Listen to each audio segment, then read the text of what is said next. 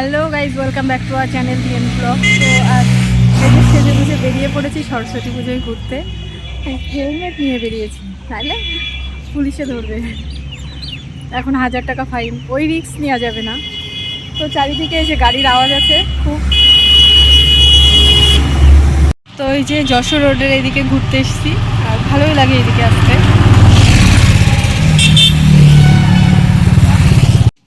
আমরা যশোর রোডে আসলে ভালো লাগে কেন, কারণ দুই সাইড দিয়ে যে গাছ আছে, গরমকালে আরও বেশি ভালো লাগে যে ছায়া ছায়া থাকে।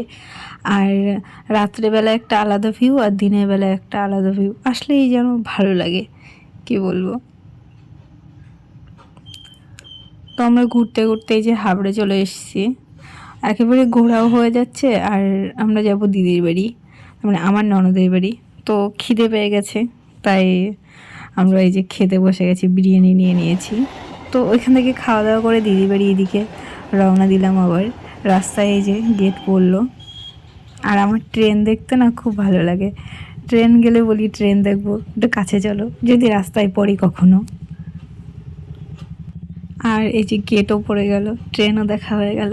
কিন্তু মাঝে মধ্যে ট্রেনে উঠতে ভালো লাগে, সব সময় না। আমার বাইকে চড়তে বেশি ভালো লাগে। তো এই যে আমরা এখন বিয়ে বাড়ি যাবো, সারাদিন ঘুরে এখন বিয়ে বাড়ি যাবো। এই যে জামাইবু আছে, আমাদের গুছিয়ে গেছে, বেরোতে একটু দেরি হলো। তো চলো যাই। বিয়েটা দিদির বাড়ির পাশেই, কিন্তু লজে হচ্ছে, তো বিয়ে না বউ ভাত। আর আমরা এখানে এন্ট্রি নিচ্ছি, আর সুন্দর গান বাজছিল। আমরা আসলাম আর তখনই গানটা শুরু হলো। আর আর কপিরাইটও খেয়ে যাবো সেই জন্য আর সাউন্ড দিতে পারলাম না, মিউট করে দিতে হলো। তো এই যে লজের ভিতরে ঢুকে গেছি, সবাই এখানে আছে। আর আমার বর তো ভুলেই গেছিলো যে ভ্যালেন্টাইন ডে বলে কিছু একটা আছে।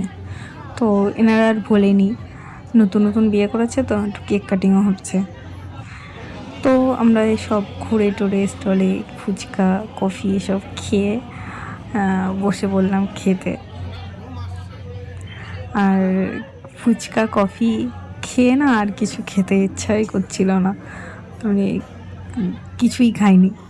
আর দুপুরবেলা বিরিয়ানি খেয়ে এসেছিলাম, আমরা জানতাম না যে বিয়েবাড়ি বিরিয়ানি হবে। আর কারণ দুপুরবেলা খেয়ে এসেছি না, আর রাত্রেবেলার বিরিয়ানিটা অত ভালো লাগলো না। তো মানে না, খেতে ভালো হচ্ছে, কিন্তু আমাদের আর ইচ্ছা করলো না যে খেতে বেশি। এই যে যা নিয়েছি সবই রেখে দিয়ে এসেছি। আমরা এদিকে খেয়ে দিয়ে বাড়ি যাওয়ার সময় একটু পান খেয়ে নিলাম। যে এই রাস্তার মুখেই পানের দোকান খোলা ছিল, অনেক রাত পর্যন্তই খোলা থাকে।